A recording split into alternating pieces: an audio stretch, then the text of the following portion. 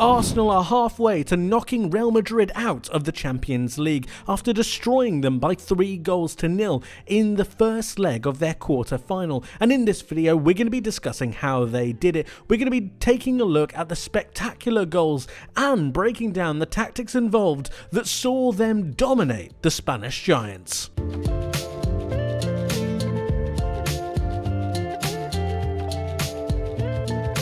Arsenal dominated Real Madrid. They destroyed Real Madrid in so many different aspects in this game, in what I can only describe as a coming-of-age performance for the Gunners in the Champions League against Champions League royalty.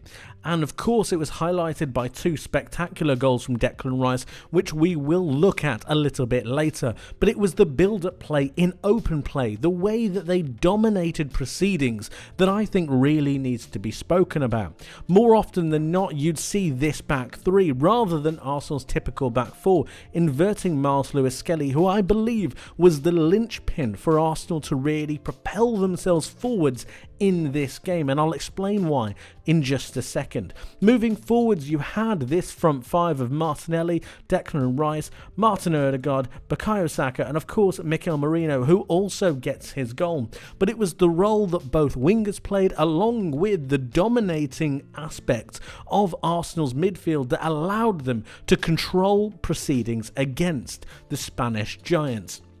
I mentioned Miles Lewis-Skelly in what was the coming-of-age performance for Arsenal for me personally, but I thought that Lewis-Skelly really gave Arsenal a foothold in this game, along with Thomas Partey, who was able to recycle possession pretty brilliantly and get into a tackle whenever he needed to. It was the positioning and the presence of Lewis-Skelly, who is a natural out-and-out midfielder, that allowed Arsenal to really dictate possession. His athletic nature and his positioning in the centre of the park when in and out of possession gave Arsenal a platform really to build off of. It gave them their 5 defenders, it gave them their 5 going forwards, that balance going forwards, and with William Saliba it gave them the real pressure going forwards to hold that line, be brave and try to protect against any kind of counterattacks that Madrid would have. And don't get me wrong, of course Madrid had the odd opportunity, but it was mainly Arsenal dominating proceedings throughout this match,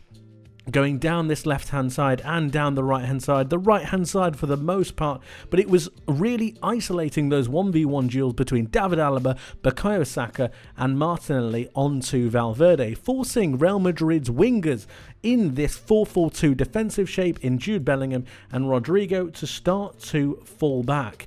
This was to create overloads against Arsenal's wingers, and it meant that there was so much more space for Lewis-Skelly and Partey to start to dictate proceedings. Declan Rice dropping into these pockets occasionally to then be able to shuffle the ball forwards. It was very soon after that Arsenal would start to really dominate the match and really look to occupy these channels, creating a number of opportunities and forcing Thibaut Courtois to make a number of saves. Arsenal's power, their presence and their ability on and off the ball meant that they were just far too much for the Spanish giants. Arsenal's dominant display created a number of high-quality opportunities. They created by far more XG than Real Madrid, and this is a really good example of one of those chances that they created. First of all, you've got Jurrien Timber out on this right-hand side. Again, like I said, typically playing in that almost back three that Arsenal had in this match, but not afraid to go forwards and assist with progressing the ball forwards on occasion. But what have you got? You've got your front five. These are them right here, and you've got Mikel Merino dropping a little bit deeper to help with that build-up of play, that overload in the middle of the park. But what's really important and crucial here is the role that Declan Rice plays when Mikel Merino isn't there. Height, power and physical presence is really important for Arsenal when going forwards. Of course, missing that out-and-out centre forward, but in that replacement role for Arsenal going forwards, you're looking for the likes of Declan Rice. You're looking for Mikel Merino to be making these runs. And as you've got Jurrien Timber on the ball, you've got Declan Rice making this run. Really important. Second thing I want you to notice is the role of Martinelli here. Again, moving into the box, making sure they're occupying this area They need to compensate for the fact that they don't have an out-and-out striker. They're missing that. But what do they do in place of that? They make sure that they're overloading these areas. They make sure that they're overloading this box. And then look at this Madrid line. Look at this Madrid team. You've got so many of them being nice and compact. You can throw a blanket over most of them. But it means that Arsenal have a number of different avenues and chances to utilise these wide areas. Again, look at how narrow Madrid are and look how wide Arsenal could go. The amount of space that they have is incredible, and they use this to their advantage. They whip a cross in towards Declan Rice, who manages to get his head on it in this particular scenario. It's so well done, so good. He gets a head on it, and it forces a great save from Thibaut Courtois. It goes back out to Martinelli, who is then able to get another chance, but of course it gets saved. It's just one singular example of the way that Arsenal were able to change up the way they want to play, to force a number of good turnover opportunities and then get themselves closer to goal for those great chances. Arsenal's dominance within this match came from an aspect that I alluded to a little bit earlier, and it was through their midfield battle and their midfield power and presence. This came from Miles Lewis-Skelly inverting into midfield, but let's just have a talk about what the knock-on effects for that is for both Arsenal and Real Madrid. Because of Lewis-Skelly inverting, it gave Declan Rice the ability to move forwards. Having two attacking eights for Arsenal is really important, but it also has a knock-on effect for Real Madrid. Because Luka Modric and Camavinga don't want to leave them alone, it forces this Real Madrid back line back a bit. I mentioned how it forced Rodrigo and Jude Bellingham in their defensive shape to follow both Martinelli and Bukayo Saka, and all of a sudden this Madrid midfield four starts to get pushed back, and there is a huge gap between both them and Kylian Mbappe and Vinicius Jr.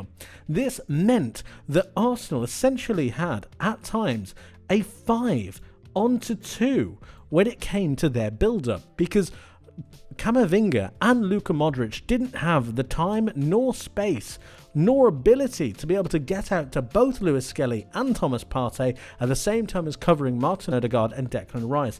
It posed Real Madrid with a massive problem, a problem they just simply could not solve.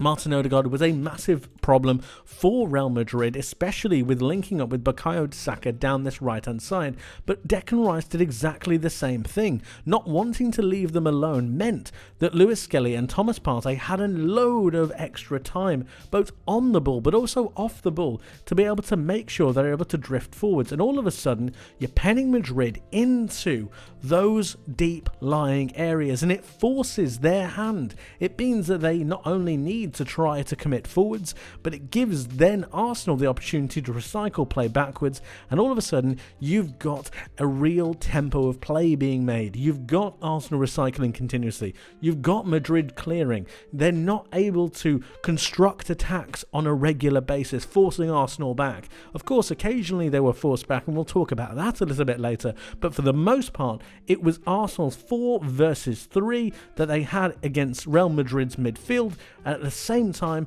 it was the overloading of this midfield area that Kylian Mbappe and Vinicius Jr. just weren't able to handle. Lewis-Skelly and Thomas Partey did an absolute masterstroke when it came to being present, being aggressive, and being tenacious in the tackle to force those turnovers and force that pressure back onto Madrid, giving Declan Rice and Martin Odegaard those free rolls to go and attack when they need to. It meant that Arsenal were more or less completely dominant throughout the match. And this is another really good example of how well Arsenal performed within this game and how they managed to turn that midfield advantage into major opportunities. So let's take a look and summarise this Madrid back four. So you've got 1, you've got 2, you've got 3, you've got 4. That's their back four. Now, let's take a look at their midfield too. Of course, Camavinga, who is here, and Luka Modric, who is here. You've also got their 2 wingers in Rodrigo and Jude Bellingham. Notice how deep everyone is, and that's because of the attacking presence of this Arsenal front 5. But again, backed up by Miles Lewis-Skelly, who is here, and Thomas Partey, who is just off of your screen currently. As we forward this on, we can see the positioning of Thomas Partey as Marcelo Skelly receives the ball from Declan Rice. Now, although he's being attacked and really pressured by Vinicius Jr., look at how aggressive these two are. Remember, these essentially are the two holding midfielders for Arsenal. You've got a centre defensive mid and you've got a centre defensive mid. Again, I really like Marcelo Skelly in this position. He's a natural midfielder. He's got power, he's got pace, he's got presence, and he's got the ability to beat a man, as we're going to see in just a second. But this aggressive positioning means that you've got Martin Odegaard in a far more aggressive position. Declan Rice able to make those aggressive runs. And that's not even talking about your two most dangerous players in Martinelli and Bukayo Saka. Arsenal did a wonderful job of making sure they were pressuring this Real Madrid backline continuously.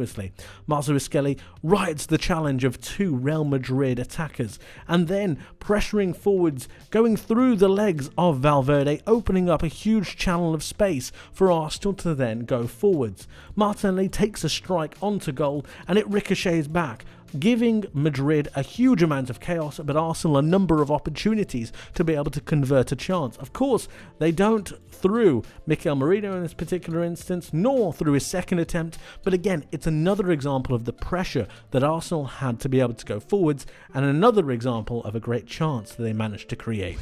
Arsenal also needed to be defensively strong, and it would have been an uncertain task with the likes of Jakub Kiwior coming in for Gabriel Magalhaes, but they did it pretty brilliantly, and it was again down to their real dominance in the centre of the park that allowed them to have such a foothold even while defending and out of possession. They did this through Thomas Partey holding on to Jude Bellingham. Bellingham moved infield in possession and Vinicius Jr. moved outfield, turning Real Madrid something more into a 4-2-3-1, focusing with Kylian Mbappe going forwards. This allowed William Saliba to have a good handle onto Mbappe, while also giving the rest of his defenders the ability to have those 1v1 situations. And I've got to say that Bukayo Saka and Martinelli, once he came over to that side, once Saka was substituted, as well as Martinelli on this left side, did a really good job of doubling up onto the Real Madrid wingers. It meant that Declan Rice was then able to get aggressive onto Camavinga, and Odegaard were doing a good job of both pressing but also making sure that he was trying to get as close to Luka Modric as possible. It was through this aggression and intensity that Arsenal had that allowed them to turn over the ball pretty quickly, and even if Real Madrid did have a scenario, David Raya was more than up to the task, and Arsenal's major opportunities that they actually gave up were due to individual errors, iron them out, and Real Madrid didn't really have anything to go towards. Arsenal were phenomenal, guys. It was sensational. But again, it was the dominance in midfield, this triangle almost, that really imposed themselves onto Madrid and prevented them from playing from the get-go. Of course, we need to talk about the goals. So this is Declan Rice's first free kick. Now, I'm not going to lie to you guys, there's not a lot of analysis to be done here, but we just need to sit and enjoy what Declan Rice managed to do here, because it was absolutely sensational. To go around the wall in the manner that he did was unbelievable. And I've got a better angle for you here. Just look at that. This is the positioning of the ball when it's going round the wall. And look at that.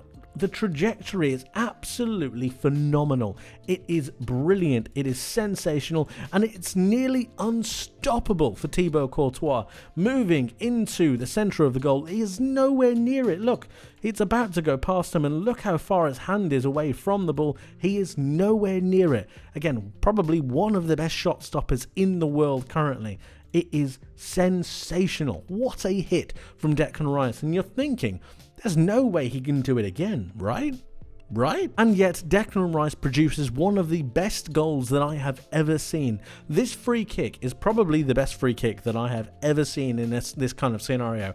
It is phenomenal. Look at this from Declan Rice. The positioning, the pace, the power, the distance from goal is absolutely crazy. And guys, when I tell you that this has an on-target XG of 0.97, that is ridiculous. That means that the goalkeeper is expected to save it 3% of the time. 3% from the positioning that he's got, from the distance that Declan Rice has, and that's because of the power, that's because of the finesse, that's because of the ability that he has on the ball to strike onto goal. It is just world class, a world class free kick. And I mentioned that this was a coming of age moment for this Arsenal side. I think this was a statement performance from Declan Rice as well. A statement performance that says that he is ready to perform at the highest level. He is ready to take this side to that next level, to be able to establish themselves in Europe. It was phenomenal. Truly, I'm not going overboard here. I think this was that moment. A moment that will be talked about for decades. This moment right here is when people stood up in Europe and took notice of Arsenal and the way that they want to go forwards. You look at this goal from a different angle. We'll ignore the refereeing position, although he's got the best angle in the house. Let's be really honest about this here. The way that Declan Rice is able to get that around towards the top right-hand corner. Notice the positioning of Thibaut Courtois as well. It's on his side. He still dives closer to the side of the goal that the ball goes into, and he gets nowhere near it. Look at that. That is phenomenal. It is sensational. Truly, truly world class. Last but certainly not least, we need to take a look at Arsenal's third goal, the goal that might well have finished the tie. That might be a little bit premature, but nevertheless, this goal is pretty brilliant. So what have you got? You've got Miles Lewis-Skelly receiving a pass from Leandro Trossard after the ball has progressed down this left-hand side. But notice the amount of space that Miles Lewis-Skelly is in. He's in acres of space, and this was a theme throughout the entirety of the match, progressing Declan Rice and Martin Odegaard forward, those attacking eights, filling those positions and pushing that Real Madrid defence and midfield back, giving Arsenal's midfielders the opportunity to recycle possession at will, normally uncontested like now. You've got Miles Lewis-Skelly receiving the ball and he's in acres of space. But who else is there? Yes, you've also got Thomas Partey, his partner in crime in this game, right next to him. This was a feature for the entirety of the match, the way that they worked with each other, but at the same time, not only have you got that midfield duo really pulling the strings in this particular game, for this goal, you also need to pay attention to Mikel Merino, because look at what he's doing right here.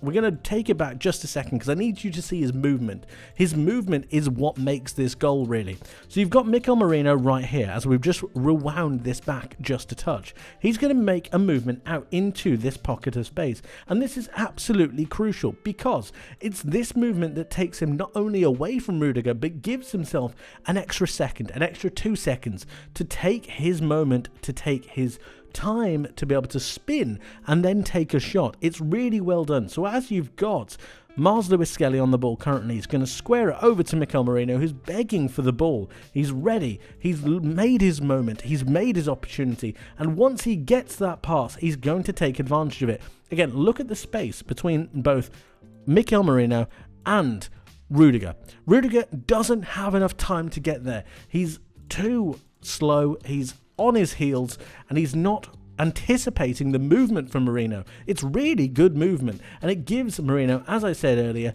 the time and the space to be able to swivel and take a shot. It hits that bottom right hand corner for Thibaut Courtois, that bottom left hand corner for Mikel Merino, and it goes into the net in spectacular fashion. One hit, one swivel, singular touch. It's brilliant. But again, orchestrated by that fantastic movement from Miles Lewis-Skelly driving forwards, from Mikel Merino dropping back and giving himself an extra yard. So well done, and Arsenal thoroughly deserve their victory. But of course, guys, let me know what you think in the comment section below. How did you feel about the game? What did you make of those 2 Declan Rice free kicks? And what did you make of the match in its entirety? Do you see Arsenal going through in this tie? Let me know your thoughts. I would love to hear from you. Thank you ever so much for watching. I hope you enjoyed. I hope you learned something new. And I hope to see you in the next one. But until then, my friends, take care.